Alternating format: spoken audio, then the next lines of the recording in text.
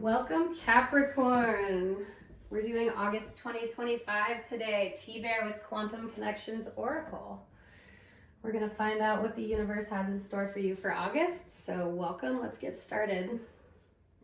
Capricorn.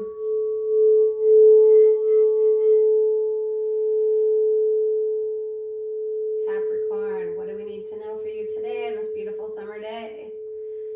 Ancestors, spirit guides, anybody operating within Capricorn's realm, anybody they're calling in, let's get some information. And anybody with evil eye, jealousy, worry, unwanted thoughts towards Capricorns, let's say bye-bye to that.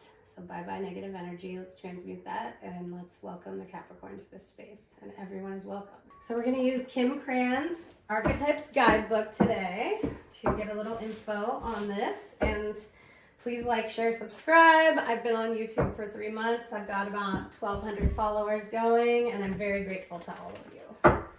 We explore the rising sign on this channel, which kind of like leads you to your free will. And your sun sign, I love to watch that to see what I'm accepting in life. But when I watch my rising, I get to see what's possible to alter and change in my life. So welcome, Capricorn. Capricorn rising. What have we got in store? Let's get these ancestors, Father Sky, Mama Earth. Ooh, who's poking? The Offering, Apocalypses, and the River. Okay.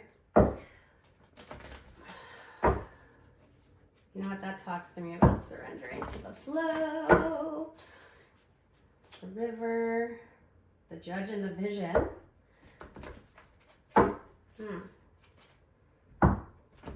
Capricorn.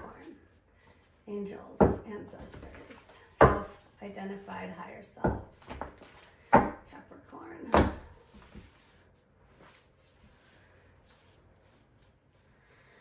Capricorn.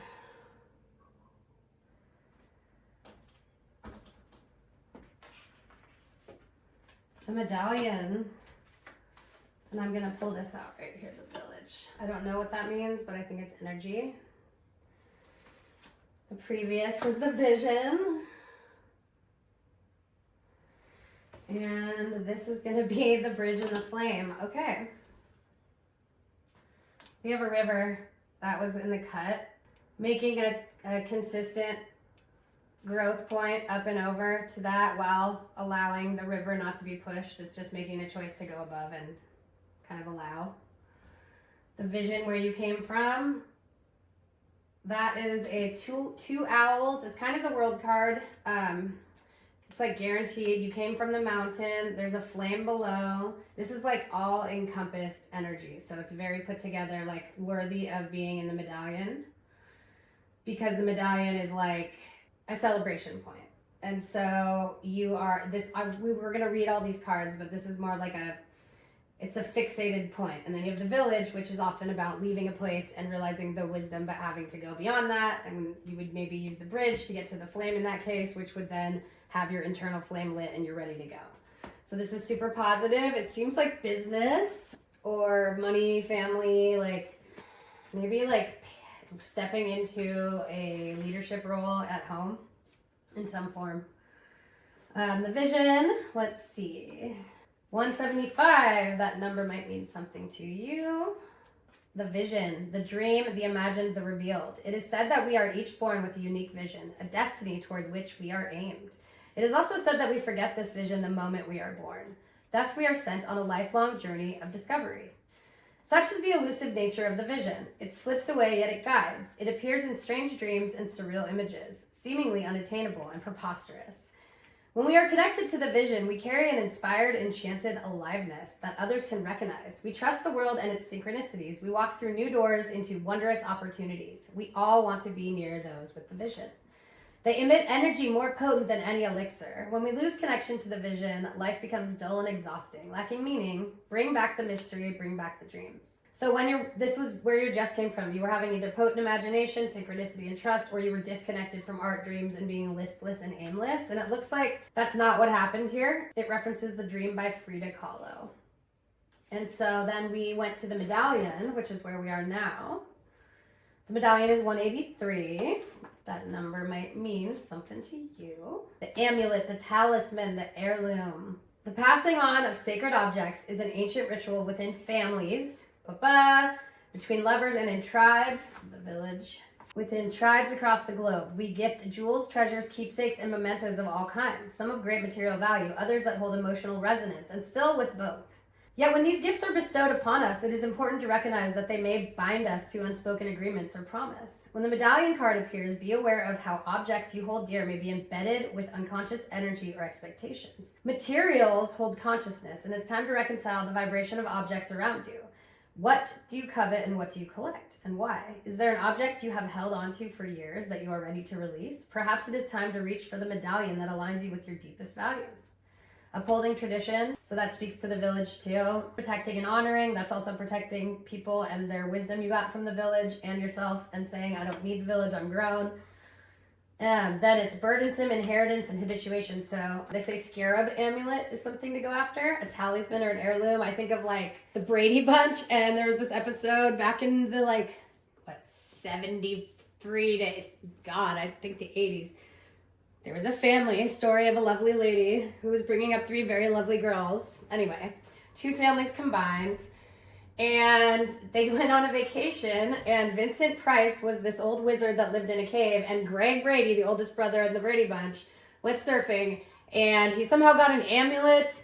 Anyway, it was not a good situation for Greg Brady. The whole family had to go to the cave, and I don't know if Vincent Price got any kind of repercussions there, but we did get to see Vincent Price. Anyway, the amulet is the medallion is like an amulet that's like the one ring. You could probably wear it like a little show dog and be like, I'm a great show dog. Or you could be like, this is a meaningful symbol to me, and I'm going to keep it here or keep it here. It's a reminder, it's a meaningful symbol, but maybe it's a meaningful symbol of what the village gave you. So it's like, let's look at this kind of like a pocket watch instead of your little worry doll, or like, yo, look at my ring. We want to keep this medallion honorable, because you're going to cross a bridge over the river that you're going to let flow. Who gives a shit what these people say? You got what you needed. And now, we're going here. The flame. Okay. I had this in another reading. I believe it was either Pisces or Virgo, but we talked about Cormac McCarthy's book, The Road, and keeping the fire. And to me, this card is all about it's hope in a hopeless time. It's maybe you were it's a little enmeshed over here. This is just a lot of people. It feels like either funerals or transitions, family reunions, or inheritance or something, but it's family, okay? So the flame is you being where is my role here? 167. The fire, the spark, the glimmer. In Sanskrit, the word for fire is Ajni. The ancient yogis saw this flame at the center of the abdomen, solar plexus, yellow flame, the center of the abdomen, and believed it to be responsible for our vitality. When it is lit, we are connected to our purpose and sense that life is a sacred gift. It is said that those who cannot see the sacred around them have their inner flame go out. This is funny because this is my little flame guy this whole time, and the candles can't reach to make the heat turn, so we want to be turning here. Think of this card as a call to reignite that fire. To cup your hands gently around those things you've forgotten and protect the flame. Family, self, information you received. Could be inner archetype that begs you to light its wick. It is likely that the poet, the mystic, or the shaman would call to you with the language of the flame. Health, mental clarity, good digestion. Ginger's good for that. We could do a little papaya enzyme, mint, that kind of thing.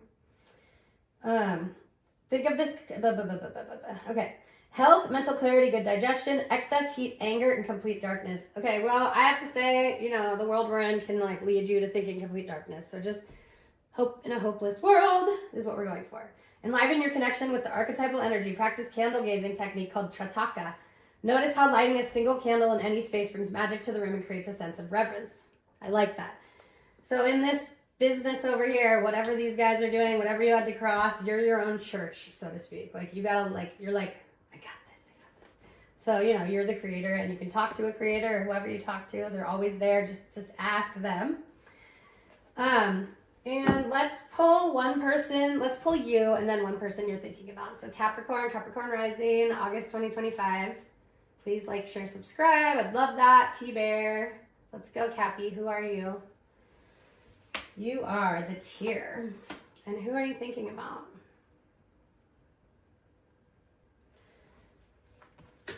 You were thinking about the mask. So I don't really read these from the book, but we'll talk about what I see.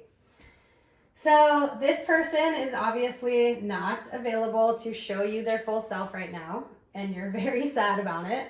But this could also be seen as the tear, which is like, are you going to tear out?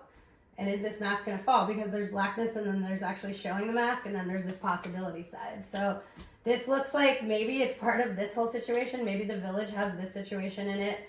Maybe you had an expectation for this situation, and you were like, that's maybe a little coveting energy, right? Like we were talking about the one ring, like coveting energy. And like, I would say just not tear, like for a second. Let's see what the outcome would be for them if they kept the relationship how it is. The box, see what I mean? So that's up to you to decide, but it is what it is, people. Let's get you an affirmation card, Cappy. We're here in Northern California. I'm a Bay Area deadhead. I love music, write music reviews, and just finished writing a tarot deck that's coming out. It's an oracle deck called Quantum Connections Oracle, like the channel. So yeah, I'm so grateful to be here with you guys, that you're showing up, that people are watching this and getting value. Like that's my number one thing. And also just like that I have space in my life right now for this, due to circumstances that weren't my favorite, but hope in a hopeless time, like here I am. I made it to somehow make this happen. So let's go with this guy. I don't have to fear my fear. I can use it as a way to get closer to love. I don't have to fear my fear. I can use it as a way to get closer to love. So Capricorn, take this wisdom with you into August. I will show up in about 2-3 weeks with another insight for you guys, Capricorn and Capricorn rising. Like, share, subscribe. Much love to all of you. Gratitude, gratitude, gratitude. And don't forget the forest and the father. All right, buddy. See you next time. Thanks for coming.